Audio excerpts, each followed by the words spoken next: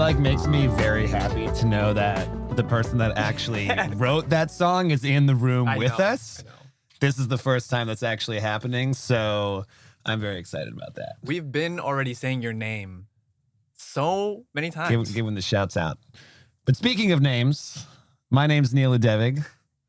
This is my co-host, Amer Jandali. Hi, welcome back. So happy to be speaking to you. And this is Leave Looking Up, the podcast where we have uplifting conversations about the state of the world with some of our heroes seeking to humanize who they are and give you a little peek into their world. Thank you so much for joining us today. We've got a pretty special guest, a good friend, someone I'm super glad to have on the show, Brady Watt. Brady, say hello. Hello, hello. Love the applause. Yes, indeed. Love the applause. Brady is an incredible, incredible musician, artist, entrepreneur, producer, singer. He really has many different hats that he's worn, and we're so glad to have him on the show today. My pleasure. Yeah. So why don't we start from the beginning? Mm-hmm.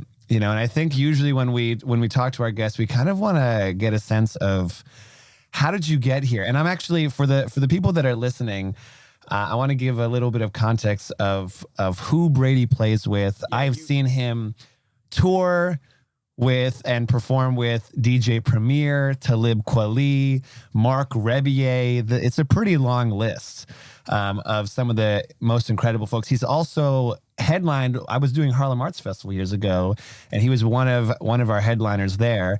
And he's since just popped off. And didn't you just release relatively recently a track with some of the guys from Metallica, right? Yeah, with Robert Trujillo of Metallica. Wow. Yeah. It's Nobody Home that's out now.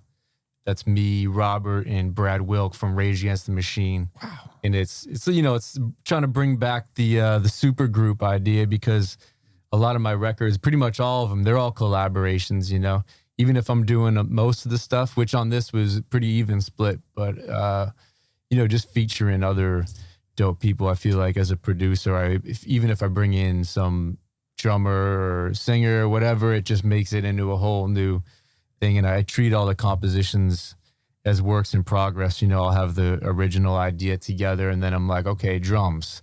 Then that takes 4 months, five months, maybe 5 days. Maybe a track is done in one day. Usually not, but I mean, Nobody Home took 1.5 years at least. Wow. In the music video and making it all happen. These songs are really like babies, except it's more than 9 months. Oh, and that's why we get like very attached to it, because there's a lot of business steps and things that have to happen in order for it to get rolled out right, which is cool, because you don't want to do all that work and then no one hears it. That's worse. I mean, this is, and we're going to get to a lot of that stuff. This is really good context, because you've worked with a lot of people, as we see. You've also launched a whole series called Bass and Bars, where you've highlighted every single one of those has a video, and those videos also popped off on YouTube. So when we talk about starting at the beginning, talk about how you got here, working with all these people, producing your own stuff, shifting, you were a bassist, a producer, now you're singing. Yeah. Give us a little bit of the origin story, like define how you got here.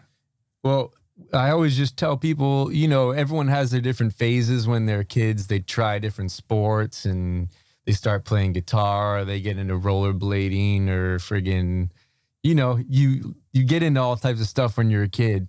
And I was like that. I was into breakdancing, rapping, all this stuff. Or not even me rapping, but like I liked rap, because I didn't really start writing until way later in life. But I was huge just in the culture. All these different phases. But then when I hit guitar at age 13, I just never stopped. Whoa. And I quit everything else. And then 1 year later, I switched to bass because my punk band needed a bass player. What was the name of your punk band? We had several names, but the main name that we landed on, then we were performing all over the place, was Smash City.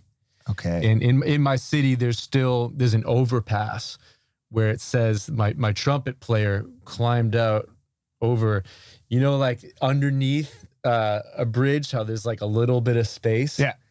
he climbed out underneath, and it's like at least a 50, 70 foot drop. Climbed out underneath the bridge and spray painted Smash City with 2 stars on it. And this is when we were 14 years old, 15. What city is this? It's So we still can go there. look for It's it? still there. No way. Yeah, because no one else would go up there. And then what are they going to bring a fire engine to come take it down? It's still there. And there's all these other graffiti, but no one dared do that. So it's still up there, Smash City. Where- Shouts to all those guys. What is Smash City? Where is that? It's just a name I picked. I just Or what picked is it. Smash City? What's the city? What's the city where we're at? The city I was in was Nashua, New Hampshire. Okay. Nashua. Okay. Yeah. And what was your band members' names? So we can Oh, give him that yeah, shout thank out, you. that That was, well-deserved credit. Chad Everbeck. Chad Yo, Everbeck. Chad right now. Sorry, we Wild just dude. blew your cover in case the police go after you great. for graffitiing that area. But fucking well done. That's past the statute of limitations. Well done. I mean, we're talking about it now, so Yeah. Oh, that's He way did a good past job. the statute of limitations.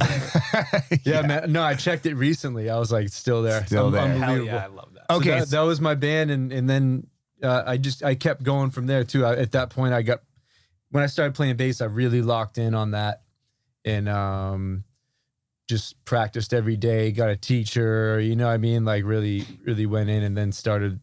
Right when I started playing bass, I realized there was all these different techniques.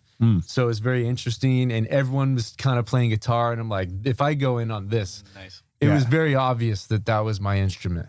Bass. Right when I started playing. Okay. And I'm naturally very dexterous. My hands move good. Yeah. My fingers and stuff. But my ear took forever to work on. I'm not a natural musician by any means.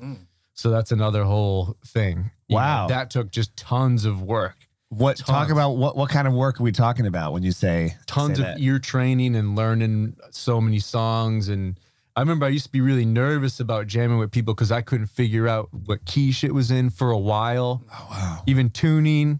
I just didn't have the ear.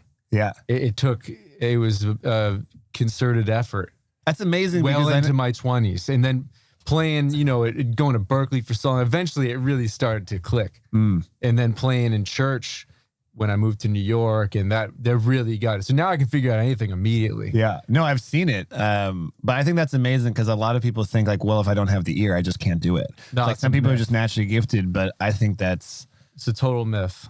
yeah, that's badass. So 14 Smash City, years of training and working on your technique, listening, going to some jam sessions, and you got to Berkeley. And Berkeley, I think we can all imagine there's some solid music training. And this is Berkeley, Boston, not California. And yeah, walk us through from there to playing a church. Berkeley, I got there and pretty social dude. And I only applied there. That's all I wanted to do once I realized it was possible to become a professional musician.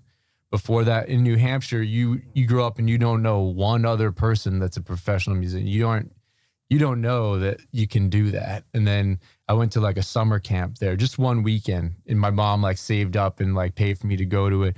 And I went there. I was like, oh, these people are professional musicians. They didn't have to go out and get jobs, because at this point I was like, okay, I was landscaping, doing masonry and stuff like that. And I'm like, I can keep doing this or go to college, UMass, Amherst, and be a businessman, I guess. But I just like playing music and smoking weed and drinking, So, and all those things are still happening pretty much every day. And, Well, that's pretty awesome. well, Sounds like you I built the right life for yourself. I don't drink every day, but luckily I took the middle road, so I never had to fully quit anything. But Yeah. so I was once I found that out, I applied to Berkeley, got in, went there, and realized that everyone was way better than me. Damn. Way better than me. Like I was cool, Mm. but these kids all went to performance high schools, or their relatives were famous musicians. They had ins. They had been going to Berkeley for years leading up to this. Yeah. So that was my competition, like the Louis Catos of the world. Yeah. Who were Yeah. unbelievable musicians. So I was like, holy shit. I mean, the first couple of weeks I was like, Dang. yeah, like this might not work. You might lose this battle. Mm. And there was sleepless nights, and I remember nights just sitting there like, I'm not gonna be able to do this. But then one night I remember I pulled an all-nighter and just had some talks with God. Like it was, you know, doing Really? it or not. And I was like, I'm just going to do it. I'm going to fucking do it. I'm going to work really hard. There's the practice rooms right there. I got the stuff I need. Let's just buckle down and get it cracking. And I decided then, and people asked me if I ever thought I was going to quit, and things got harder in my 20s. I mean, picture all that stuff I had to do. Nope. There's never been that. There's never been, I might have to give this up for a job. I've never worked a job. And I ain't knocking that, but nah. Because the second I did that is the second I show the universe that I'm not worthy of this shit, because it don't be giving it to everyone, man. It ain't supposed to be easy. And I would feel really bad if I ditched it. Yeah. And once again, not knocking anyone that's done it. I just would never be able to come to terms with that. Right. Yeah. No. Almost like since that night, I've never had a doubt. Wow. Like disrespecting the door that was open for you. Yeah. And well, I guess you're someone that I've always known. We've had some walk and talks and things, and I think your work ethic is through the roof. But I'd like to say that you are a mortal man, and that everyone has their vegetable moments. Those moments when they're down, low energy, I'm not ready to work, whatever. Like for a million different reasons. What do you do in those things? I mean, it's not always go. What keeps you along that path, or keeps you motivated in spite of those kinds of things? Well, there's momentary, like, of course you got to get your rest. And now that I'm like 36, like I'm resting at night, you know. Yeah. I do the all-nighters. Sometimes I got to sit there with a rapper all night and smoke backwoods and make sure he gets his verse done. I still got to do it, depending, because I'm trying to get the record done. Generally speaking, I don't work late anymore, so I rest. But a lot of work gets done during the day. I wake up super early and do all types of stuff all day. But you gotta make yourself do it, man. Like there's a lot of time when you don't want to do it and you just have to. Like, you know, like going to the gym. I do Muay Thai, and like going in there is like, oof, man, I got to do that right now. Shit, I am not prepared to do that right now. And then you just make yourself go there. Once you get there, you start running in there. You always get through it. Yeah. I've never not got through it. You just got. I wish I could say the same. There. Most of the time, if you start going, or if you start practicing, right. I'm gonna practice for 5 minutes. You go for an hour. You know, you just. I love that. Some epiphany happens, you know. I love that, and I think we can all relate to our own versions of that. I think even something. One of the things that I'm hearing is an experience. Like if want to sit down and journal, for example. If a lot of things have happened in my life or in the last couple of weeks, I'm like, wow, there's a lot of buildup here. I need to get this out on words. But sometimes I'm not ready to confront myself. Sometimes I'm not ready to be honest with my words. And I allow that to happen. I'll just go to bed, whatever. But other nights, exactly like you're saying, I'll just kind of like watch what my hands naturally do. And sometimes they'll naturally pick up my journal and they'll naturally pick up the pen. And I'll just start writing. And then just allowing that willingness to play itself out. It's like a mini version of what I'm hearing, like Muay Thai, or just like getting there, or having that moment with God, and you're just talking, and you're just like, all right, letting that will play itself out. And you're always happy you did it. And you're always never, it's never like, oh, I should have done yoga today. Right. You know, it's never happened. And then every time you practice, you're like, there's one thing you figure out. You're like, ooh. Yes, yeah, exactly. Yeah, good thing I did that. Almost didn't do it. You know what I mean? So I make myself get in there, man. There's a line, just to summarize that. I hate writing. I love having written. That's good. Yeah, I think one of my professors told me that once. Yeah. I love it. Yeah, I'm into writing a lot too, and it's a bit tedious. Your hands tired, little things like that. You know, like I got makes you choose your words pretty carefully, though. Yeah, But so I'm hearing like there's a lot of drive, there's a lot of direction, and kind of moving forward in that way. And it seems like a lot of positive things have come as a result of that. I mean, I think it's pretty clear just like looking at all the people that you've worked with and played with. But if we're actually diving back into the history a little bit. You know, something that we often ask our guests is there a first heartbreak? Anything that kind of informed, kind of informed your identity, or some of the music that you're writing, or your mindset. You know, what do you always say? Heartbreak leads to breakthrough. Heartbreak leads to breakthrough. Yeah. And I think that can come in a lot of different ways. I mean, you know, we'll get to it a little bit more, but you've had, you know, there's a lot of different kinds of barriers, mental ones, physical ones. And so, yeah, I'm curious if there's something in your mind that really provided a definition for you. Yeah, there was just a culmination of so many lessons and so many mentors. There's tons, man. I mean, it just goes so far back. Since I'm 14, I can think about all of them. And I've had mentors and people that I played with that were pretty hard on me musically that helped me get better, you know, which is good. There's a certain level of that you need. And even at Berkeley, it was competitive. Like you had to really be on your shit. It was very competitive. Not in the sense, not like in a sports way, but it was like, in order to hang, you had to really be sharp. So I'd say it was a lot of them, man. It was just unending lessons. And every day it happens, man. We get put to the test every single day. So it's all just built up to now. Yeah. You know? Is there anything that is either industry or genre specific that I think folks that are interested in being in the music industry or interested in working in hip hop or jazz or kind of expanding and working with these, like, there's some challenges there that have presented themselves? I guess one turning point was when I was first moved to New York. I auditioned for Lady Gaga, like when she was really big, like at the peak, and like everyone in the world auditioned for it. Like flew in, and it was this whole thing, and like it was this massive.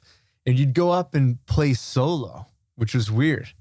And I was like 22, 23, and I remember even like my mom let me use her credit card to like buy a fly outfit for it. You know what I mean? Like it was a big deal. And like grandfather was rooting for me, and I kept on getting it. I kept on moving on, and I'm like, oh shit. Yeah, I made it again. It was like weeding down and down. And then I'm like, you know, less and less people showing up to this audition. I made it all the way to the end with like me and just a few others, really. And it was really between like me and Kern Brantley at the end of it. And he was 46 and I was 23. And he ended up getting the gig, and then they toured forever. You know? Oh my God. But through that, I gained a lot of confidence in the fact that I made it past all these other folks. Right. And I just moved to New York, and I was like, oh, maybe this will work out because they think I'm dope. And then I went on to, if I had done that gig, that would have been cool. I would have probably been more touring, but instead I stayed in New York and really had to piece together all types of gigs, you know, playing at restaurants and playing at bars and just all the gigs, the $50 gigs, and ran up through that gamut and did a lot of studio work and stuff that stood the test of time. That I'd rather have gone my route. Yeah. Because with me, and actually Lady Gaga, you're exactly where you're supposed to be. Work with Lady Gaga. She's dope as hell. But for me, I paved a whole lane for myself during all those years. So that closed door was important. And even to this day, all like the Currency records I played on and all that crazy rap shit that I did back then, that people still are like, yo, they like, people still pick me out from those records, from Pilot Talk 1 and 2. And all those times. Yeah. So one door closes, another opens always. You're always going to live. Brady, that's beautiful. Did you feel that way when that door closed? Or did it take you a while to kind of be like, oh, wait, this is just a redirection? Yeah. Well, the dude I was up against was so good that it was just like... You know what I mean? Damn, okay. You know what I mean? It was like, yeah, okay, yeah. He's got the gig. They're all friends, the whole band. He probably had it before. So, it was fine. I don't really be taking shit too personal, man. Unless someone really disrespects me, I don't be taking it personal if it's like judgment calls, and just keep going. Word. That's big, man. Don't take it personal in the music business. People I have to deal with it all the time. People ghost my shit all the time. People ghost bass and bar shoots where I paid for the whole film crew. Happens all the time. Yeah. Wow. Dude, Jack Harlow, who during Bass and Bars season early on, before Jack Harlow was famous, we've agreed to do a bass and bars. Day of, he canceled, and I had already had my film crew set up, location, all this. He canceled, but he called me and was very apologetic and, yo, I would never do this, but I got this video shoot with Cole Bennett. And I'm like, oh, that's gonna, any artist that does a Cole Bennett video blows up. You should probably do that. No problem. I'm recommending that you cancel on me. What's Poppin' was the biggest song that year, maybe. That joint got like, you know, that's a huge rap. Wow. Damn. And that blew him up. That was double booked with bass and bars. No way. Yeah.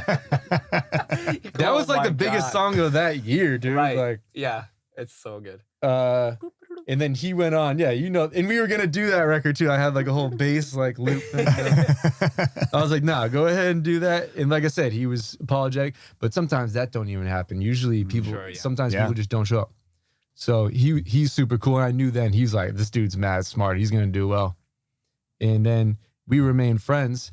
I keep sending him tracks. Hell yeah. I got on his debut album. That was my first platinum record. Oh, Wow. As a Did you know producer. did you know that? I did not. How is this? How is this for you? Hearing a lot of the intricacies of his story, because I mean, you guys go way back.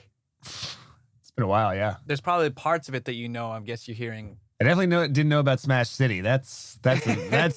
I'm like, I want to listen to some of those tracks. Dude, they exist, but not on the internet. I want to make a SoundCloud of all my older Oh stuff. my God, please do. I mean, some of my oldest stuff, man, Smash City, and then my other band in high school, Wounded Soldiers, is some of the best music I've ever done. Even the stuff when I was a kid still holds up. It's Not all of it, but some of it is like, this is great and pure.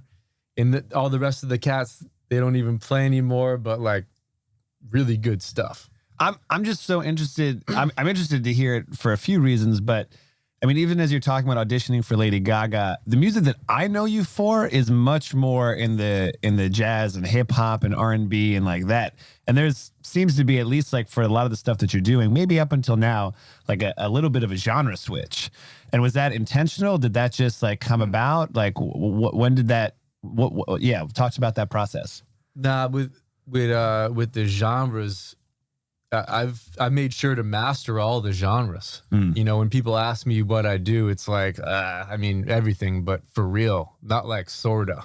Yeah. You know, because like African music, for instance, well, obviously there's a million different styles within that, of course, but like, dude, there was years I was playing that stuff in restaurants with African musician OG dudes that like from Cameroon and fucking South Africa. And like, I really did. I spent a lot of time doing it. It's not sort of. And then the rap stuff, it's like, no, I'm on like 1,000 commercial releases, I bet you. Yeah. You know? Wow. It's like, no, this is like. But there's, what about all the styles? I'm interested, right, in like, how did that, I guess, like thousands of, like there was a first, right? And a second and a third, like where was that first introduction? And I think this is going to provide a segue into like, how did the connection with Talib and other stuff come about? But like, what was the first rap record, and how was that experience? How was that experience? Were you just like, oh, cool, here's our bassist, he's from New Hampshire, he's pretty dope? Or was there any kind of judgment, you know, walking into a new gig? I've been there. It's like you're looked up and down. They're already assessing you before you get into the door. Yeah. You know, and I think if you're talking about rap, like, you know, it's like, where are you from? What's your history? Like, are you like a suburban white kid? Or are you like, you know, someone that like maybe this is more connected with your roots and your ancestry or like your community and stuff, or, you know the same people. So talk a little bit about that, maybe that first and second one. Yeah, it started in high school doing it, you know, with like local people. But got a lot of practice doing it. And I had a group that was like bass, drums, and a DJ called Trimeca Flows. And that was like, this is, dude, from New Hampshire, and this is pre-internet, kind of like the internet existed, but not in its... Not really. We weren't really on it like that. So we were jamming, and I didn't really know about the roots yet. I was like, nah, this is probably, I don't think anyone else is doing this. And we were up in New Hampshire doing it. Hell yeah. I didn't know about any other, but then eventually I figured out, and they get into do you want more and all this. Like, oh no, there is. And then I became a big fan of the roots back then. But that was early on. And then like in college, a lot of recording at Berkeley. And then, but during that, I was always in different bands, you know. I was always an original music guy, starting bands and working with this artist, and then going to New York to record with different producers. Like a lot of my first sessions weren't with computers. I was plugging into the MPC. It was once again, computers existed, but it was going into the MP, and then they chop it up and stuff. That was in like 2004, 5, 6. Okay. Going up to Washington Heights and all. Yeah, everything just leads to another. You know? Yeah. That's how it goes. But yeah, but as far as the sizing up goes, yeah, I mean, you got to prove. Guess you got to really prove your worth. If you play real good, though, they're gonna let you in the door. You know. Yeah. I think I'm appreciating all the humanizing moments that we're hearing. I love your reference to the $50 gigs, and like to these questions, those first tracks that you would consider the first tracks. Where does the story actually begin, right? Like we've interviewed some people, we ask about the origin story, and it starts with their ancestors. So it's interesting to hear these small snowballs that ultimately form your snowman. So I'm liking these humanizing moments. And something that Neal and I talk about sometimes is this shift from when people look at you to when people look to you. You know, that shift that happens. And where did that start happening for you? It sounds like you were kind of putting out a sound. You were really validated by that, by people be like, yo, come hop on this or come help us with that. And you're just like, okay, cool. There's something here, right? And I don't care if all these people at Berkeley are the sons of this or way better than I'm like, I'm here, I'm doing my thing. And then eventually your thing just starts to expand, and then people look to you. Like what comes up for you as I say that? Yeah, it builds over time, the confidence thing. People look at me and they see someone really confident the way I am on stage and just the whole thing. And it takes a long time. It wasn't just like that. That's why I always bring that up, even with the ear thing. I'm not just some freak who can go up and not give two shits what anyone thinks, you know what I mean? Because we're in these extremely judgmental situations when you get on stage. It took a while to get there. I'm still getting better at it, you know? Yeah. The confidence builds over a really long period of time. What are some of it sounds like you've obviously mastered a lot of it. I guess what are some of the greatest insecurities you have around being on stage and, you know, presenting, performing, anything lingering that you're, I just try to prepare a ton now, you know? And now that what I do now is way more difficult than what I used to do. And how so? Well, just playing bass for artists obviously is hard for someone who's never done it, but if I've done it, I had done it for so long. If I'm just playing bass, that's pretty easy, you know, because now I play bass, sing, I'm crowd controlling. A lot of time I got electronics and others. It's a lot more, man. You know what I mean? So that took a while to build, and it's almost like I couldn't have gone solo like that at age 25. It took way more time to be able to play these bass lines and then sing at the same time. And it's just meant to be. I mean, it's really hard. Like, honestly, like gigs, it's all I think about. But it's also still pretty new. I did my vocal debut was with Marc Rebillet in the summer stage? No. I wouldn't even. I sang a little bit there, but fucking around. But like my vocal debut with my full set was in the fall, opening for Marc in LA, in front of 3,000 people. I had never even sang in front of a coffee house, dude. So everything I do is already in front of people. Go big or go home, right? God, I love it. Yeah, so everything, you know, there's already that built-in pressure, which is okay. Because also when I drop music, people hear it. Like we was talking about before. Yo, take us to that moment. What's it like? What's that like? Step onto the stage. You see all those people. What's that? What's good? Prepared like crazy. Like the last couple of years, I've had a vocal trainer who's actually Carlos Holmes' wife, Jamie Holmes. Whoa. So she helped me really get it together out the gate once I decided that that's the direction I was going in. Because, and that's a whole story how that happened, obviously, too. We can get to that. But, yeah, the stage thing, luckily I have Carlos with me every day, too. Wow. And he's signed to the label. He's a fucking musical genius. I keep him around because he's better at me than music. So there's all these people around me that are like really good at shit. Yeah, you rubs off, you know. Yeah, my manager's like you know, with business, he's a maniac. That's why it's dope. Now I'm kind of like that because I'm with him every day. Yeah, I'm with DJ Premier every day. Yeah. You know what I mean? Picture what that does to your production when I'm making beats next to that dude every day. So everything I do is gonna be fire. Like I'm not making any weak shit in that room, dude. It ain't happening. It's like, it's like there's no in between. It's not happening. Every day is like that. So eventually, now with the beats, I can always make dope beats. It's just automatic. It's not, oh, am I gonna be inspired today? It's like throw the shit on. Yeah. I know how to do this. It's a process. I made thousands of them. How did that connection with DJ Premier and Talib, because those I think are the main ones. I mean, the Marc one is pretty recent, but how did those two start? Kweli was Daru Jones put me on the gig. I had put him on the gig before that, and you know that's kind of how it works. You know? Yeah. I got into a situation. I was literally just like, hey, great. You know, Talib needs a bassist. Cool. Yeah. And just kind of threw you in and he liked you. And that was the end of that. And then I was just the bass player. Okay. Yeah. For Kweli. And that was probably when I was, 23? Maybe. So, yeah, it's been a while with Talib. He's like older brother, you know? Yeah. And so been around a lot of greatness, you know?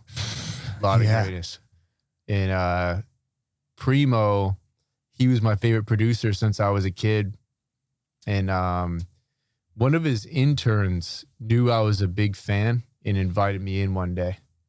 And Preem didn't, at this point, I already had a reputation. I was probably like 26, 27. But he didn't know about anything I had done.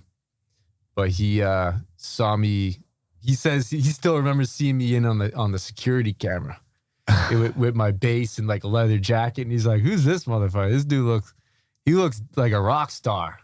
He was interested. He says he's interested right when he saw me on the security. If you know Preem, he's like crazy about security. So, of course, he was looking at the security camera as we were walking in. So we met and just talked about bass and stuff for like an hour. He loves to talk.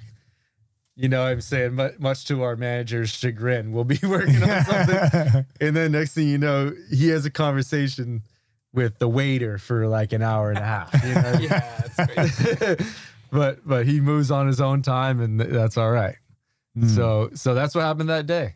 Cool. We talked about music and Jaco Pastorius, James Jamerson, all the greats and jazz. He knows his shit big time, even with the players on the records, because he's a DJ and producer where they're looking through he loves the liner notes, reading all of them. He really, really knows. He's really knows his rock and roll history too, much more so than people understand. Because he was a rocker in high school. He was wearing leather jacket and listening to he was on that funk too from his parents and the jazz and everything. Yeah. He was like a rock and roll kid in Houston, Texas. Wow. And so he's super up on that, loves AC/DC and all that type of stuff. And we listen to music like a lot, and it's always rock. We're always rocking. We don't listen to much rap. I mean, we do, but yeah, it's mainly rock and roll for that. Yeah, it's just making me think. I forgot who it was, but there was a DJ that was talking about touring. He's just saying like it's fundamentally just different right now because like now you've got a hard drive, you've got a little bit.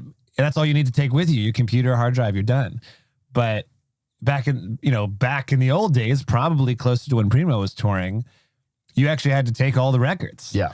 And if those records didn't make it to where you were going, you had to figure out an alternative way. And this person was saying that what they actually did is they would go on a radio show, and if the records didn't make it, they'd say, hey, like, anyone that's coming to the show, just bring your favorite record and we'll play it and I'll sign it. And like, cool. Yeah. You know, and it's an amazing, awesome solution, but you know, yeah, there's fundamentally a different time period and a different mindset. And I'm sure as a result, I mean, he's the man. I'm sure he knows more about music than, you know, than almost anyone.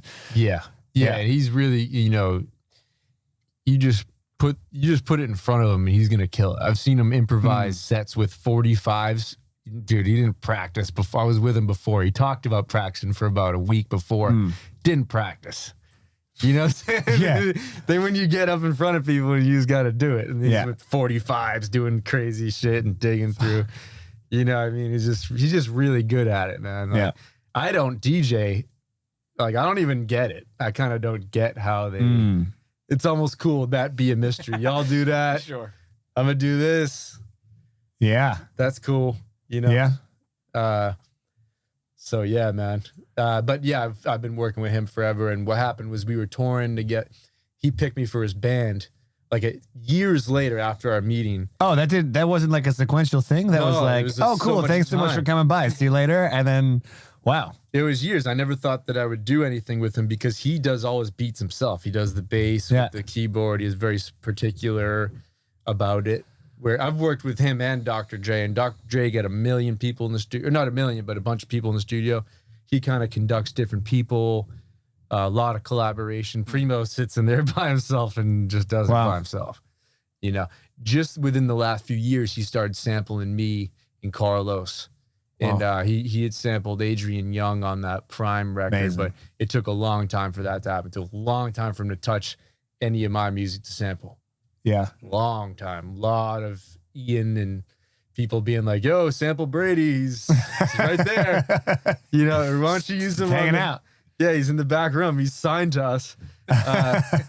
He's like, you know, I've played, and to this day, I've played on like a few records, but there's a bunch of new ones coming that aren't out yet, that are like me and Carlos that he sampled a lot more of. So I didn't think we were going to work. I just thought I met a hero of mine, but then he hit me up a few years later and he got a offer to do a Japanese tour.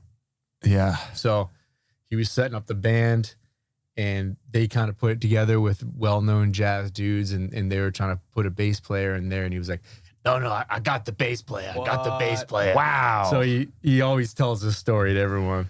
And he had already had me, he never even seen me play, but he knew from our conversation that I was legit. And I think he probably looked me up or whatever. Yeah. But yeah, he locked that in for me. Next thing you know, we're in Japan, rocking all my favorite songs. Is a dream come true. Wow. And then after that, we rocked all through Europe. And around then I had released my first solo album as like a producer artist, you know, featuring a bunch of people, featuring Kweli, my album Lifetronics. Yeah. Which people love to this day. I made that when I was living in an abandoned building on 137th. I remember you were talking about that. And so that I was touring and selling that CD to fans after, because I'm a hustler. I'm getting paid. Yeah. And then I'm going out there selling these for $10 each. They got printed up in the projects down the street. I picked them up the day before we left. That's great. The fucking ink was wet. It smelled like shit. Every time I opened this bag, everyone's making fun of me, dude. The ink didn't dry. And I went right on the plane and it was a rotten smell, dude. Rotten smell. And I was traveling around selling them and they're like, this guy's a hustler. And Ian was with us on the road. Yeah. It's just like, that's the guy that we should probably sign, you know. And I started getting some big placements as a producer. So then Ian started managing me, who's Ian Schwartzman is the manager of me, Primo, and Joe Budden, and some others. So that was that. But that was after we known each other for like a year. You know, that's the thing with managers. People always like, oh, I just need a manager and then everything would work out. It's like, you got to develop that relationship. Yeah. Those people are going to be literally sitting next to you every single day. Yeah, that's not how that works. Aspects of your life. You know, the manager doesn't just appear. Yeah. And if they do, they can royally fuck you. Yeah. And a lot of them do. And I could outline how that's done. It's very easy to do. I mean, I just recently watched the Hargrove documentary and they just talk about that relationship at the end of it. And actually that documentary, which is in the Tribeca Film Festival, none of the songs from that film are any of Hargrove's original songs because the manager wouldn't allow it. Yeah, that's And horrible. so they like had a workaround. Great. Like it was all other people's compositions, but you know, But come on. It's like because he apparently like owns all the rights because that guy just did it's really, really messed up. Yeah. But and that's where a lot of the distrust, you know, that is like almost since like the 60s and before, like the distrust that exists between upper management and like basically the artistry, the creative. It's unfortunate that like that still exists because there are a few people that just take advantage of it and they royally fuck you in the process. Yeah. And there's quick ways to fuck you too. Like there's that's the long game. And then there's the quick game. Everyone now, you know, let's say you're an artist, you put out some stuff independently, it gets some traction, gets 1 million plays on Spotify or even bigger. Managers at that point are going to then approach you and they take 20% of your career or whatever. They're going to come in, they're going to say, dude, let's get it. Let's go get a publishing deal. They already have the relationship. They go get the publishing deal, put you in a ton of debt. You got to pay it back. They take the 20% of that publishing deal. Let's go get you a touring deal. Boom, same thing. Take the percentages. You're not paying the taxes. Oh, you just bought your mom a car. You know what I mean? Yeah. You're getting these advances that you're never going to get out of. This is, Will Smith talks about this in his book. That basically in the beginning, there's a whole part where like him and Jazzy Jeff, the first deal that he signed, they had like this crook. He was actually a drug dealer, but ended up being his manager because they didn't know anything. And that guy for their first album, which I think won a Grammy, the first R&B Grammy, that it actually. They weren't allowed to do anything with it. They finally got, I think, ICM or CAA or like a major agency signed on, but nothing was allowed. They couldn't sell it without this guy's rights, and they had to find a workaround. And this is like the other side to that equation, where you can have a really crooked, or you can have people that do really great stuff for you. Which, if you're lucky, and that's what part of the process, and it sounds like you've really set up an incredible community, but.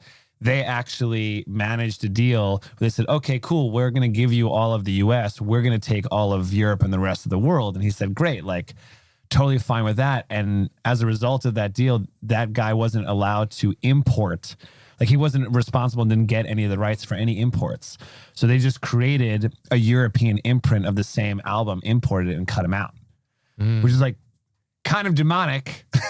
Super evil, but like super smart, and that was basically the end of him. Like, and then he lost all of his claim during that time.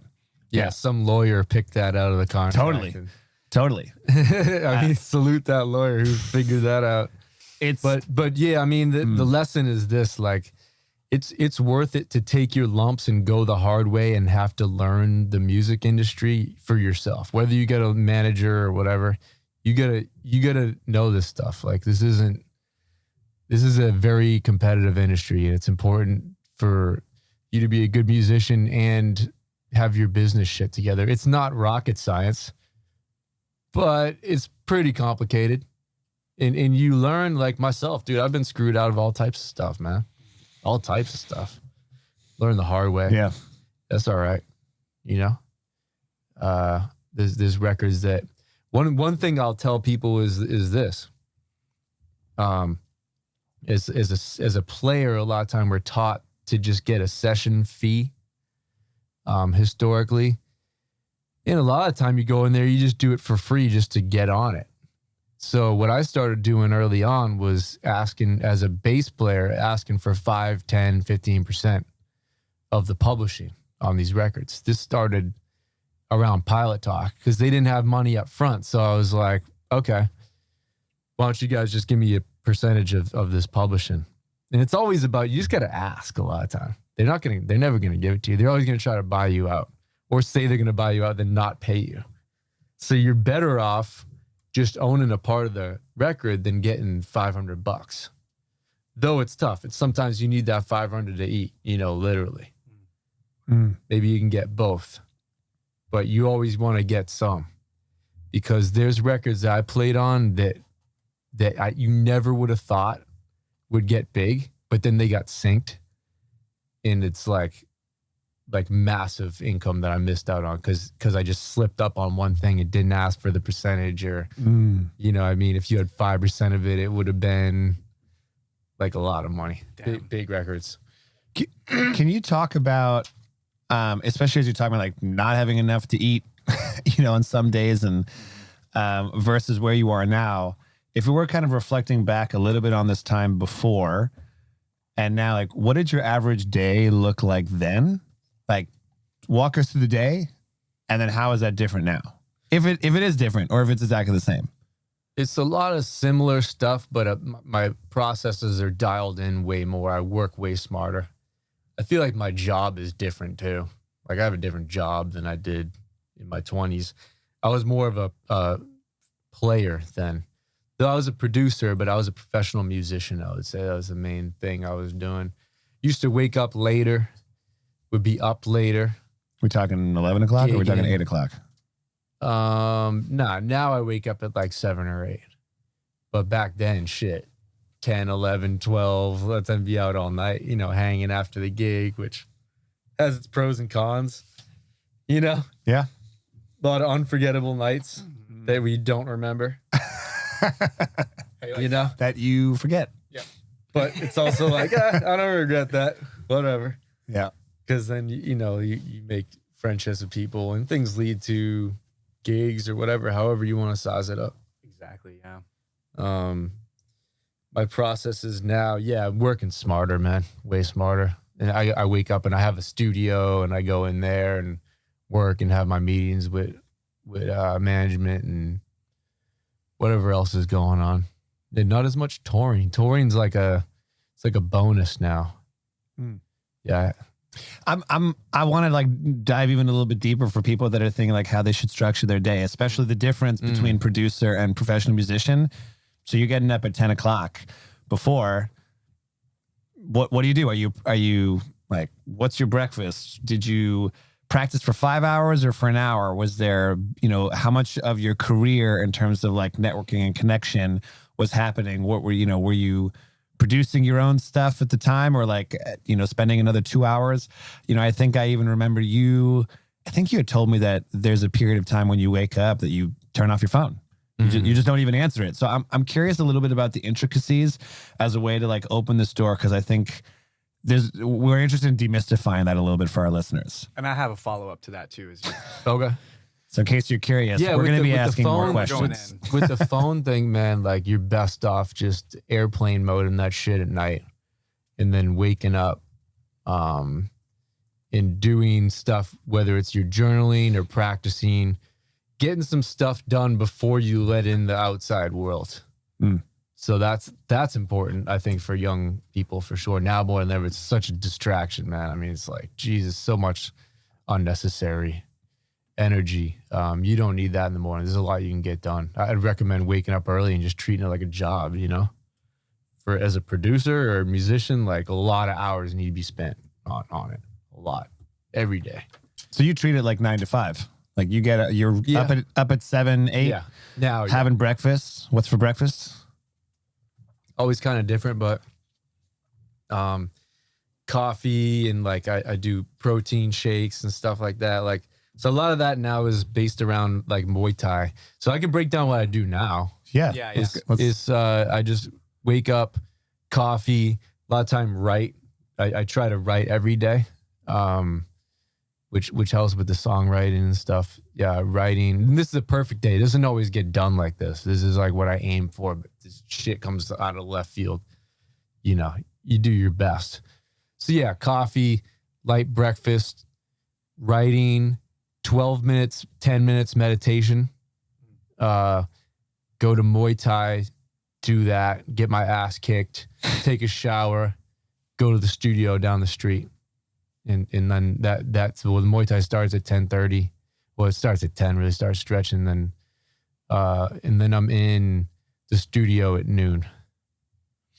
Yeah. Until? Then that's till 7, noon to 7, and then drive home. And then? Unless, like I said, I got to hold the rapper's hand till 4 in the morning. Yeah. And then it's rinse, recycle, repeat, or? The vocal takes me going all night sometimes, but that's ideal. Yeah. And then it's pretty dinner. much. But then, if you wake up too tired to work out, the freaking leg is bruised to hell. I'm not going in there. Yeah. That I give myself that pass, especially these days. You know what I mean? Yeah. But that's ideal for me. Yeah. The workout's important. Is this what your past self saw when your past self thought about your future self? It's way better than it's always better than what I thought I could have done. For sure. You never think you can do it. You do, but you don't. Nah, I'd be hype about what's going on now. That's beautiful. Yeah.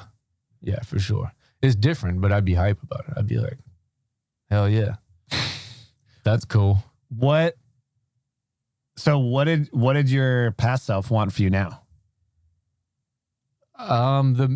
It changes. It changes often. Like, my main goal when I started playing bass was to play at the Middle East downstairs, the venue in Cambridge. And that was like, if I could do that, that was it. I love it. I love it. Yeah, then I'd just be the man, and that would be it. You just hang it up. So sick. You know? And then you do that so many times. And then you're just like doing tour dates and you don't even remember where the hell you are. The goalpost constantly changes. But I would say in a nutshell, it was always to be like a legendary bass player. That was the overarching thing. Yeah. Which then I became a producer at some point during that, which kind of mixed into it. And then I want to spin this a little bit. Neal, how about you? That question for you. What did your past self think he was going to be doing now? How far back are we going? At whatever pops into your head first. First thing that pops into my head is when I was a kid, I wanted to be a cartoonist. I was like obsessed with Bill Watterson. Calvin and Hobbes is like my favorite cartoon. I was obsessed with Dilbert. I was obsessed with Gary Larson, Far Side Gallery. That is beautiful. Like Charles Schultz. That's Peanuts. I just like beautiful looks at the world. Calvin and Hobbes. Calvin and Hobbes, Dilbert, Peanuts and stuff. I think if we go to like a point like pre-college and then college, I was actually super interested in neuromusicology, how music affects the brain. I wanted to be a neuromusicologist, and I was like working at Cornell. I was doing perfusions. I was studying Alzheimer's and stuff. After that, like I was one of those kids. I had once college hit and stuff, I had no idea what I wanted to do. Like I had the brief stint on doing like the musical stuff, and then I worked. Then I was living in Korea. I was teaching English, teaching music, and by the time that I got back, I think the clearest thing that came is that after working in the music industry and like management and agent stuff, and getting to meet a lot of the same folks that you've played with, Brady. I was interested in getting out of that world because of what a huge, like, basically distrust there was, what we were talking about earlier. Like, I felt as hard as I worked, like there just wasn't the appreciation. So I wanted to do the other thing. I wanted to run a festival. And I wanted to find a way to more actively support the musicians and the people that I just loved. That like, I'm from a musical family. Everyone, we talked about this. Every single person in my family plays music, hardcore, classical, to the symphonies and St. Petersburg Philharmonic and that kind of stuff. And interestingly enough, when I started hanging out with like your Glaspers, your Jose James, your Gerald Claytons, even some of the legends like Pharoah Sanders and Lee Konitz and stuff, somewhere in my mind, and I don't know when it clicked, that confidence, I lost it. I lost that brazen mentality when I used to like go to jam sessions. I would go, like there was a jazz club called One Station Plaza in Peekskill near where I grew up, that like I was that little like 11-year-old kid, 12-year-old kid, like going up, playing with like a full quartet, quintet, like playing all the jazz standards and everything. Hell yeah. And I was brazen and I was good. And I think somewhere I wasn't playing at Berkeley. No one did that stuff at Brandeis. I played a little bit with some groups at Berkeley, but I wasn't as hardcore about it. And so I became less comfortable on stage and thought, well, if I can't play with them, at least I can give them a stage and like make this. And I love bringing people together. So I think for me, finding different excuses, and then I started getting really creative and thinking, how can I start bringing people together? And the festival was like the thing, which is how Brady and I met, like Harlem Arts Festival. And, I was just lucky, just honored to put that, give a space for it. And I was like, that's the most I can do right now. until that was done. And now my obsession is kind of like film and TV and just getting a chance to find a story and make some kind of impact out of it. But yeah, it's, even as I'm hearing you talk and reflecting back, like I'm realizing just how much the vision of my future self is changing all the time. And even now, like I want to direct, I want to write, I want to work alongside, I want to capture things and find a way to take what's in here visually and put it out so other people can see it, can like see it and experience it and get what's in my brain, which I think is what every artist is trying to do. So yeah. That's a cool through line, I think. And are we okay? Like, does this sound okay? All right, cool. That's a cool through line, I think, because everything I've known about you forever has always been about giving a voice to the voiceless and or amplifying the voices that are already there on stage. So I think that's cool, man. I mean, I think especially if a voice has something to say. And I think, Brady and I were talking the other day, I think it's so... There's a fine line. Like, I think I have a very core value about affordability and accessibility and giving everyone a stage and a platform to play. And I used to do these jam sessions. I still do these jam sessions, but not, when Brady and I were neighbors uptown, I would do these things called the Astor Party, which is like a raucous jam session that like I would have all these instruments out. I'd have a chalkboard wall. Have you been to his house? Oh yeah. Okay, I was about to say, if you haven't been there, this is so a bunch of a bunch of times, and he's in a few different settings, and there were some great musicians that came through. I mean, Justin Carty plays with Hypnotic Brass Ensemble. I think we've had like Braxton Cook and a few other folks, but yeah, I remember Brady talking about after that, and it's so important to me to have that kind of space where like someone can try an instrument if they're nervous. But there's a fine line when that switches, because I think those people that are trying things out, they might not know what they're trying to say yet. And I think for people that really have something to say, that's a very, very protected space. And I think, Brady and I were talking once and saying, if you've got a bunch of great musicians up there and one person comes up that's not listening to anyone else, and doesn't know what they want to say or how they want to say it, those people aren't going to tell that person to leave. They're gonna, and this is part of the industry, they're just gonna walk away. They're gonna say thanks, but no thanks. And I think like I think this is for me as I'm trying to elevate, and I think we're all trying to elevate. It's finding who are the people that you want to surround yourself with, and making sure that you're surrounding yourself with people that are thinking on that level, that want to up the game. They want to challenge themselves. They're like, I want to be around the best of the best. And this is what you're talking about, rubbing off, right? I got to be around the best of the best of the best. And anything that's not that, like I need to be around, and this is the irony of that, right? You want to be around people that are better than you, but just better enough that they'll still tolerate you, right? Because otherwise, if you're that person, like, no, like, thanks, but that's the beauty of learning. This is like whether it's sports or music, like this is the mastermind alliance that we've spoken about in the past that Napoleon Hill and Think and Grow Rich talks a lot about, where he says the mastermind alliance is a group of people that are better than you, that make up for your gaps. But your responsibility to those people that are doing that have these abilities is to give them more than they give you, so that you will always have a purpose in that group. Yeah, dude. I of all the things that you're saying, my overall arching reflection is that it's working, because I remember actually seeing you at Harlem Arts Festival. It took me a while. Like, I didn't get it when we Zoomed that one time. Yeah. But it took me a while because, we were just like, I was checking out your stuff and everything. And then I think there was like a moment where I saw you playing on your bass and you just had this like lip biting face, like the stank face, the nasty stank face. And I was like, I've seen this fucking guy on stage, man. Cause I volunteered a year at Harlem Arts Festival. We met at a co-working space. We told you. We met at a co-working space, and I don't know, it was just like, I got to pay attention to this guy, Neal, what he's up to, right? So I just volunteered, and I think my duties were done for the day. And I was chilling in the thing, and you just got up there, and you were just ripping it. Owned. And I have a background as a DJ, so I know what it's like when you're up there, and it's just like stank face all day. And I was like, this fucking guy. And then I was looking through your Instagram. I was like, that's him. Yeah. So everything that you just talked about, curating the people around you, understanding your own fidelity of what it is that you're saying in the world and finding those that match it and amplify it, clearly is working, because we're in a room now in Bushwick with really cool microphones hearing what we're saying, and you're here in person, and that is very neat. Right.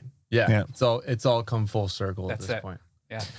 I want to bring it to present day a little bit, and because we talked a little bit about what your day is, now you kind of like the flow, but I also just want to say like something that is mind-boggling to me, and I think as we're talking about different platforms and being on different stages, you've been pretty vocal just even in the past 6 months about your day has changed pretty significantly since you had a diagnosis of cancer. And I think, it's another hat that you're wearing. And so I think it's been very, as someone that knows you, and I think it's cool to bring people into that space and being very open and honest and saying like, yo, here's what I'm going through. And it seems like you've got a ton of vocal support from fans and friends and stuff. But I want to know, is this something, how has this changed your mindset? Talk to me about that experience, because there's a lot there. Yeah, well, first off, I'm coming off of it. It's very recent. I was on chemo like a month ago. So I pretty swiftly hopped right back into action. And even during that, I was still going to the studio, but I was only able to operate like 15% capacity, I feel like. But I kept shit going, and a lot of these records that I have dropping now, these are, once again, years in the making. This is like, I do this every day for years, and luckily it didn't look like I took any time off, because now all the records are dropping, the videos are done, massive undertakings that I was underground working on for so long. So now I'm out of it. I feel great. Do I feel that much different? I mean, I guess. People ask me this. I guess, man. The same values, though. I mean, still, like, I remember when I was on chemo, I kept on being like, man, I can't wait after to just be chilling with my family, drinking beers on the beach, smoking weed, because I couldn't do none of that while I was on chemo. They wouldn't let me even smoke weed. Wow. Because of the certain cancer I had, the THC messes with the test. The AFP test. So, and I'm not even like a pothead, but I just like smoking. Yeah. It's just like, I was like, that's going to be nice when I can do everything normal again. Yeah. I looked forward a lot to family and just continuing the path I was on, which I kind of just did. And I would say I was also in a really peak position when it struck me. Like I was in really good physical shape, and then the career was really good, and it hit at a time where I was up, and I was like, shit, man, remember how you feel right now, because you're going to have to get right back here to keep going. And I had already done the work. So it was like this pause. A little breadcrumb. Yeah, it was like, don't forget, what you're doing. And it's easy to forget, because when you're on that shit, you don't really want to write. You don't really want to write. You want to like get through the day and like eat enough food and then rest enough to get back in there. Yeah. To go get filled with fucking toxic shit again. You got to just get in there to do it. So now I'm just getting back to where I was. And luckily I got a whole team of people, man. I mean, I got the support system, the family's super tight, but then my business colleagues and I got Ian, Keeves, Preem, my lawyer, several videographers that I work with, the creative director, like, I wasn't going to fall because these people were fully invested in me. Right. Yeah. Shit kept moving. I had enough money coming in. There wasn't no fundraiser. There was no Brady Watt fundraiser for chemo. Not knocking it, but that didn't happen. Kept going. Took 5 months off as a musician. I'm proud of that. Yeah. Yeah. Fucking bills are paid. I mean, if that did hit me a few years ago, wouldn't be cool. Yeah. So I'm blessed that we made it through that end of things. Still rocking. One thing I would say is, I know with my vocals in all my creative decisions, I'm standing by them like 100%, because I had, you know, my hands are mad swollen and they still hurt. You know, it hurts when I play, but I'm still doing it. And so that shit From got the chemo. Yeah. What like They're like swollen. They've gone down considerably, but like this would only go to like here. okay. Wow. You know what I mean? And my voice was really messed up during all that, so I lost People my are going to have voice. to tune into the video to see that. That's right. Yeah. Yeah, That's for the video only pretty good. subscribers right there. They're pretty good now. Wow. It still hurts though, a little sore, you know what I mean? So Yeah. I know what it feels like to have my voice taken away and my hands. I'm pretty much both of my endeavors were taken. Yeah. And it was possible that shit would be gone forever. That was part of the chemo I was on. It could have severely damaged my lung capacity, rendering me not able to sing and do the whole thing that I do. Wow. You know what I mean? And with the hands, neuropathy was like in a possibility. So my whole everything could have got taken away. So I have just mad conviction, but I had that before. But now it's like really solidified. Like, fuck it, dude. Is there anything that's specifically been integrated, like mindset wise, that like this is, as a result of this experience, this is going to be integrating with your future self? Yeah, I'd say more so than anything. I'd say what I just said is the main takeaway, but it was just like a nasty time period, man. Like, glad to be beyond it. Like, just pretty gross, dude. You know what I'm saying? Like, yeah, you're here. Glad that it's gone. Just pushed through it, showed up and did what I had to do. How I do anything, you know, just showing up. Yeah. Yo, and you look great, by the way. Thanks, man. Yeah, Thanks. absolutely. For real. Yeah, hair's just now coming in. I was saying, like, not a lot of people can pull off the bald look, and I think you're making it look good for any man that's losing their hair. That's word. Yeah, one day I'll probably have to do it again, you know? Right. You're inspiring me. I got a Syrian bald spot kind of forming in the back. I'm very, very Arab. Oh, okay. You know, and I see my future self at some point. Like, I think when I gain maybe like 15, 20 more pounds, you know what I mean? With like the burly chest and that whole bit, and then I'm going to shave my head. Yeah, the shaved head. Listen, there was no shortage of messages from women with the shaved head. Really? Chicks dig it.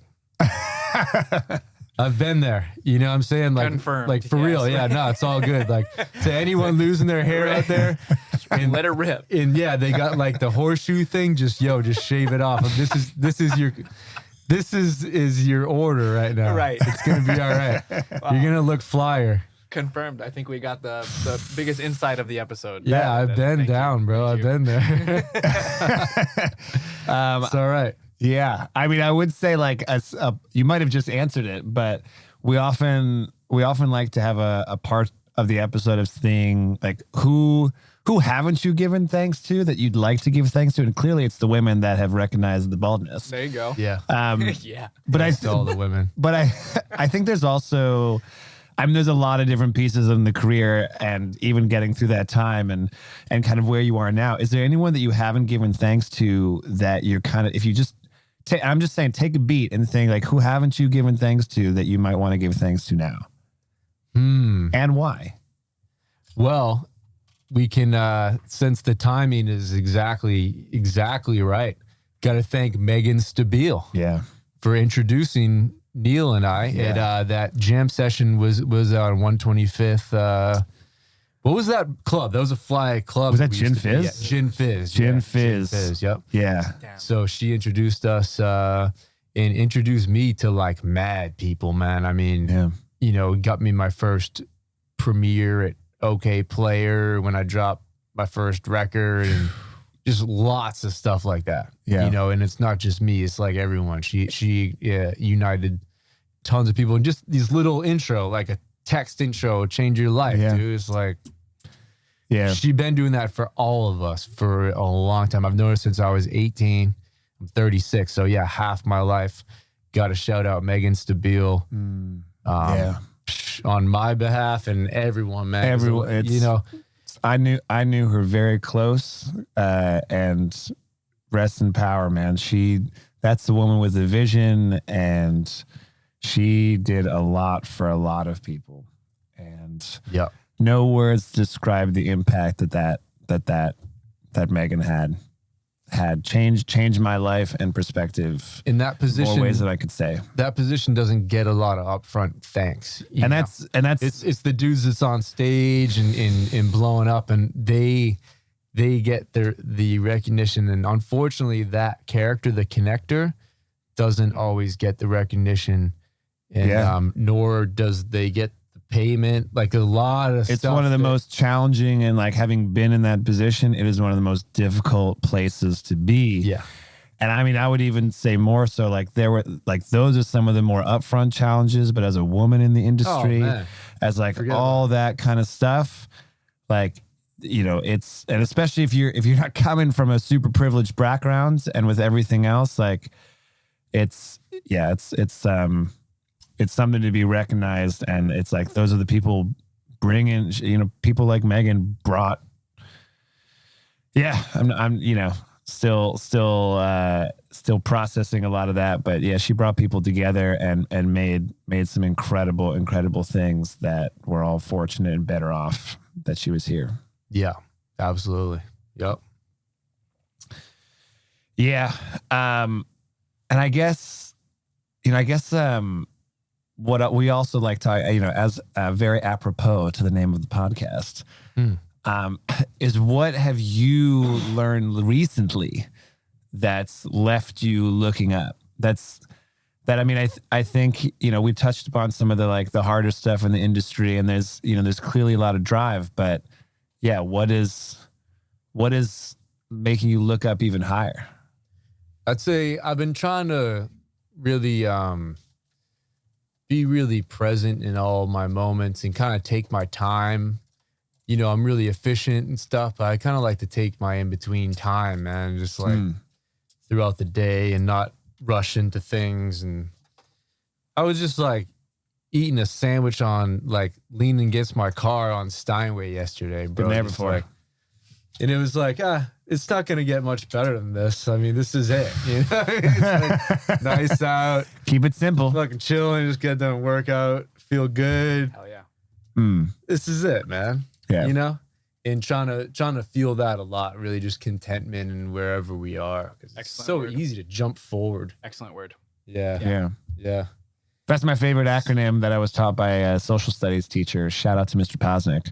KISS, keep it simple, stupid. There you go. Nice, you know, nice and easy. And I think on that vein, when we're talking about like what's leaving you looking up, is thinking about our listeners and what would you like them. So think, you know, it's quite an array of people, with musicians and artists and people from around the world. What would you want them to do? What the first thing to do after they listen to this podcast? Well, all the bass players go practice. Heck yeah. Hit the shed. All the musicians go practice. Put in the work. All right. Yeah. You know what? Let me expand that. Whatever it is, everyone that's listening, whatever it is that you do, go spend some time doing it right now. Drop whatever you're gonna do, if you can. Nice. Yeah. Practice more. You got to practice more. What are you about to go practice? What am I about to go? I'm going to go write. I'm going to go screenwrite a film that's been popping off in my head for a long time, and I'm feeling very motivated. Yeah. Very motivated. It's impossible to not leave motivated after talking to Brady. Literally, like, I'm just like, yo, I'm slacking, dude. I gotta get to my shit. I gotta start working. Though your will is contagious, Brady. Yeah. Your will, and I use that word very intentionally. Nice, man. Yeah, I don't know if that's natural or what. I don't know. I'm pretty. Give yourself some credit, man. I'm optimistic. I'm an optimistic guy. Damn straight. You know? A lot to be optimistic about. Might as well be. You know, you might as well. Yeah, it's the same amount of effort to be negative, so you might as well be positive. It just don't do nothing to be negative, man. It just doesn't. It doesn't lead anywhere. It's not good. Yeah. Might as well, even if it's the shit's gonna hit the fan. It's gonna do it, and then you're gonna keep going. Yeah. After you pick up after and whatever. Yeah. You know? Truth. Couldn't have said it better than Gonna myself. be all right. So I think this is we're about to switch to one of our favorite parts, the rapid fire round. Rapid. So we're going to switch off back and forth. I'm going to ask a question. He's going to ask a question. You got 3 to 5 seconds. We're not going to time you. This is going to be like a little trust thing. Just give it first thing that pops off in your brain, whatever you think of. That's what you should say. So I'm going to start off. Go ahead. Brady, favorite food? Italian. iPhone, Android. iPhone. Name a 4-letter word that starts with the letter B. Band. Oh, that was really good. What's your favorite type of weather? Hot weather. Name an onomatopoeia. Boom, boom, boom, boom, boom. What's your favorite store? The deli, I guess. Oh, wow. I think you already answered Oh, yeah. the what time you wake up in the morning. So I want to know, what time do you usually go to bed at night? Oh, geez. Somewhere between 9 and midnight. Okay. But I'm laid out in those hours. Friggin' tired. Whenever I just fall out. What is your favorite type of music? So the listener, like rock and roll, or like epic rock and roll. Favorite movie genre? Action. No, yeah, action, sci-fi, you know? All right. Favorite. Weird shit. What's your Hogwarts house? What? Oh. I forget the names, though. I just watched all of them. I think I spent that 30 hours. I don't even know the freaking names.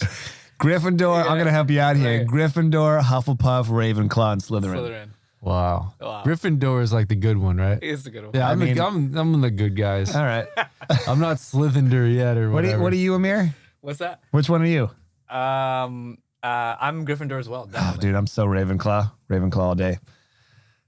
Who is your best friend? Give him that shout out. Oh man, best friend. I have a lot of them, man. Got so many. There's a bunch of them, dude. I can't even do it. Top 5. Yeah, I was gonna Can't say, yeah, do it, pick man. a few. I'll just rattle them off. You know, like Vinny, Pete, Mike. It's so tough, man. There's so many. These are like old school best friends. Shit, my brothers. I mean, fuck. It's like that scene from Good Will Hunting where he's got to rattle off like the name of his 11, 12 brothers. And he's like, can you say that again? He's like, Peter, Mikey, Billy, Patrick. Like, like goes through the whole thing. Is your bed made right now? Yeah.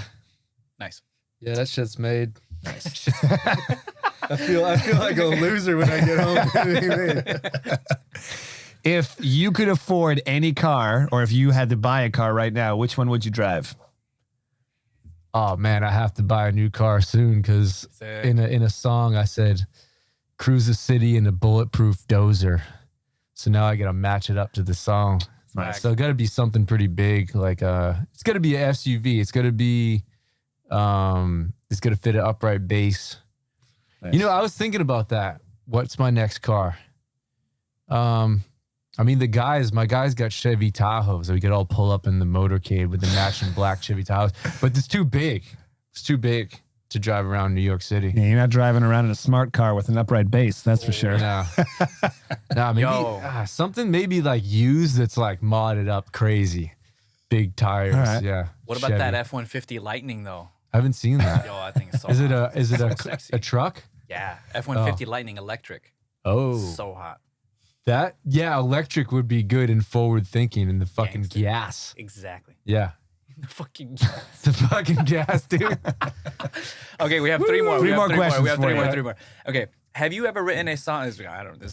Have you ever written a song for someone? Oh yeah, so many. Last one you wrote for someone. Ooh. Working on one right now. It's called She's Fun, but She's Not the One. Ooh. Ooh. Ooh, that Do we get to know who it's for? We're going to have to find out later. It's actually about, it's a lot of my songs, I'll start writing about someone and then it'll become about a lot of different people that There I you met. go. Yeah. So it makes them universal. Yeah, sometimes it's about one person and then sometimes it takes a life of, ooh, I remember her and then, you know, combining. There's a cool, it's just reminding me, there's a cool, there's like a film or some footage captured of like a really excited fan that went up to John Lennon's house, like when John Lennon was alive, and like asked him about the meaning of a song, like, you know, Revolution, or I forgot what it was. And he was like, hey man, like you must have meant this. And he's like, dude, it's just a song. Like it could be to anyone. Yeah. And it's an interesting thing when some people really write from the heart. They're like, this is for that one person. And other people, it's just like, this is your interpretation. I love that. You got to be careful too, because with the song lyrics, and Primo talks about this all the time, is they becoming true. And you know, this is coming from someone who was with Big and Pac and, you know, Guru, seen a lot of people get killed in the rap game. And, you know, think about the lyrics manifesting in real life. And Nobody Home, my single that's dropping on, it just dropped. Yeah. The lyric is, I've been fighting with the devil inside of me. Every time I check upstairs, there's nobody home. And I wrote that a year and a half ago. And then I got cancer. I've been fighting with the devil inside of me. Wow. And I didn't even write it about that, but that's what manifested. I had written it originally about kind of something else. Actually just like fit. And I was like thinking about the duality of mind. Wow. Fighting with the devil inside of me. But then it actually manifested as an actual fucking getting cancer. Yeah.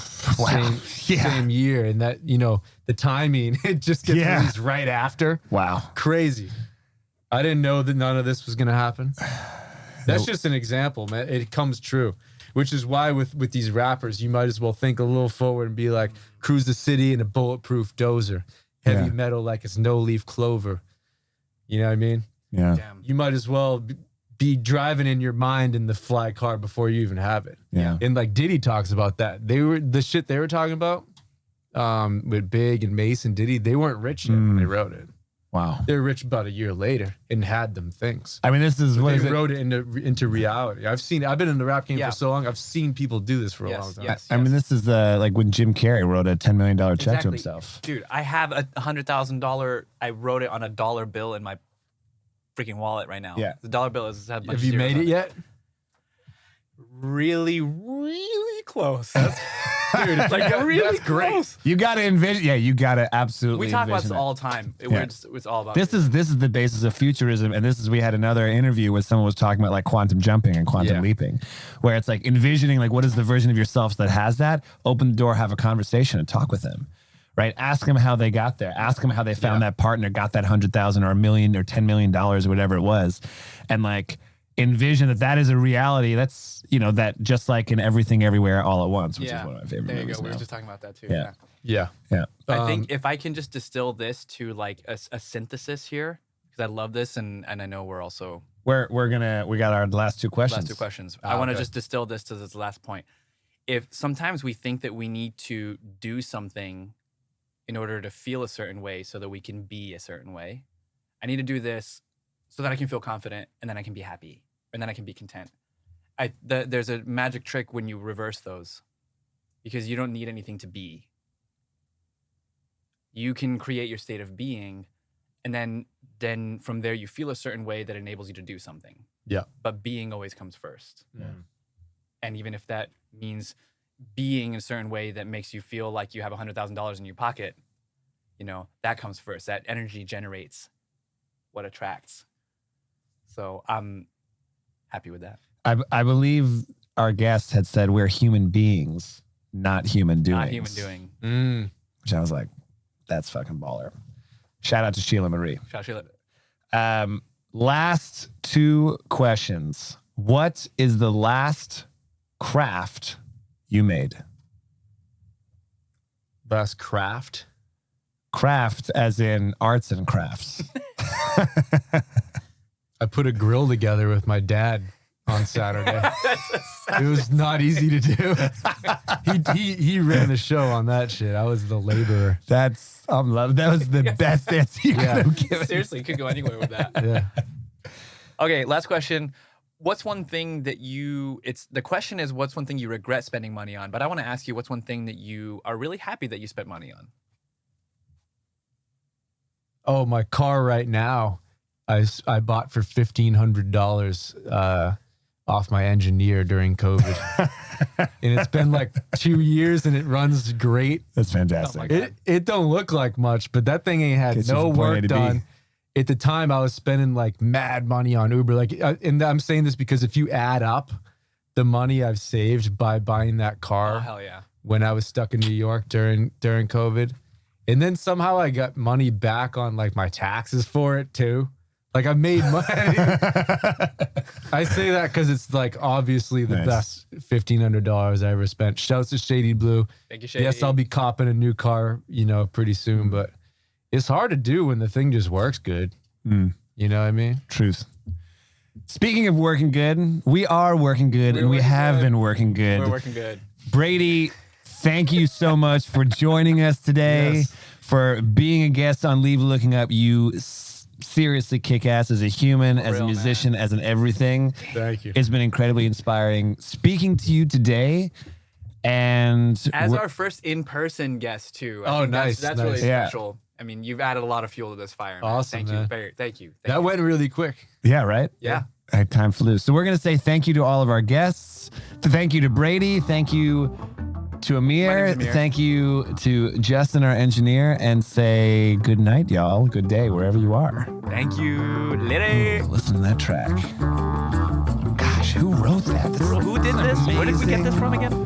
That's an amazing beat. That's an exclusive right there. They're only hearing that here. Oh,